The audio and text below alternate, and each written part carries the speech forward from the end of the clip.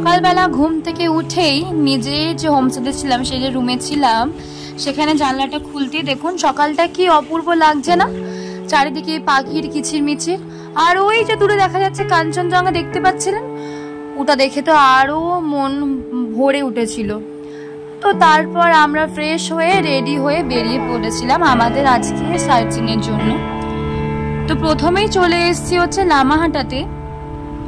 দেখতে পাচ্ছেন চারিদিকটা সবুজ, গাছগুলো পুরো সারি সারি হয়ে যেন মনে হচ্ছে লাগানো আছে, খুব সুন্দর লাগছিল জায়গাটা। তো এখানে একটু নিচ থেকে একটু উপরের দিকে উঠতে হবে।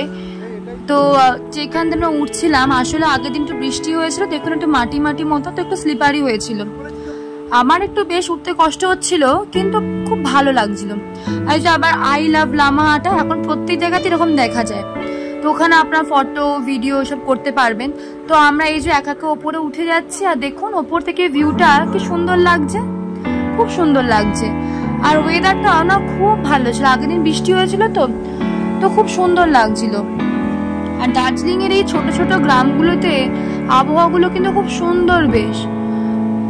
আমরা বর্ষার সময় গেছিলাম কিন্তু ওখানে সেরকম কিন্তু যে বৃষ্টি পেয়েছি এরকম না, অল্প বৃষ্টি পেয়েছিলাম, সাথে কিন্তু মোটামুটি খুব রোদ ছিল না, কিন্তু বেশ পরিষ্কার আকাশ ছিল। দেখুন এই যে ঘন নীল, কি সুন্দর আকাশটা পরিষ্কার লাগছে।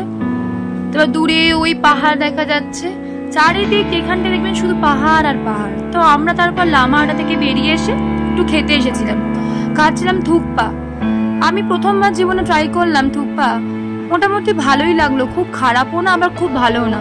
চলুন খেয়ে দিয়ে আবার বেরিয়ে পড়েছি আরো একটা সাইট সিন করার জন্য। প্রথমে আমরা লামাহাটা দেখলাম, এবার দেখতে যাচ্ছি হচ্ছে বাংলো নাম্বার 12। জায়গাটাও কিন্তু খুব সুন্দর ছিল, বেশ রহস্যময় বলতে পারেন। আবার যে রাস্তা দিয়ে যাচ্ছিলাম সেই রাস্তাটা আবার বেশ কুয়াশায় ঢাকা ছিল। দেখুন এই রাস্তাটা আবার পরিষ্কার এখানটা, কিন্তু চারিদিকে বেশ মেঘ দেখা যাচ্ছে, আর চারিদিকে শুধু পাহাড় আর পাহাড়। তারপর আবার সাথে ছিল বন্ধুরা, সে আলাদাই মজা। যাই বলুন, বন্ধুদের সাথে পাহাড়ে আসার মজাটা কিন্তু সম্পূর্ণ অন্যরকম। ফ্যামিলির সাথে আসেছি সেটাও কিন্তু ভালো, কিন্তু বন্ধুদের সাথে আসার মজা কিন্তু পুরোটাই আলাদা। সেটা হয়তো অনেক কিছু থেকে অনেক উপরে। জীবন অন্তত একবার ভেবেছিলাম যাই হয়ে যায় বন্ধুদের সাথে পাহাড়ে তো আসতেই হবে। তো সেই আশা দেখতে পাচ্ছেন, এই যে বললাম আগে যে বাংলো নাম্বার 12 যে রাস্তা দিয়ে যাচ্ছিলাম সেই রাস্তাটা পুরো কুয়াশায় ভরা, চারিদিকটা সবুজ। তো এই দেখতে দেখতে আমরা অবশেষে পৌঁছালাম এই যে বাংলো নাম্বার 12-এ। খুব সুন্দর জায়গাটা, বেশ ভালো লাগছিল দেখে। একটু ভয় ভয় করছিল কারণ পণ্যসবরীর সাপ যে ওয়েব সিরিজটা সেটা কিন্তু ওইখানে শুটিং করা হয়েছিল। তারপর আমরা আবার একটা সাইড সিনে চলে আসি, এখানেও বেশ ওয়েদারটা খুব ভালো মোটামুটি, আর চারিদিকটা সবুজ। আপনারা সুন্দর সুন্দর ফটো তুলতে পারেন, ভিডিও বানাতে পারেন, খুব সুন্দর। তো চারিদিকটা যেখানেই ফটো তুলবেন না কেন সেখানেই আপনাকে ভালো লাগবে, মানে শুধু চারিদিকটা মনে হয় যেন ফটোই তুলি, উপভোগ করি, দাঁড়িয়ে থাকি চুপ করে, এরকম একটা ব্যাপার। ফটো না তুলে যদি চুপ করে দাঁড়িয়ে থাকেন না সেটাও খুব ভালো লাগবে।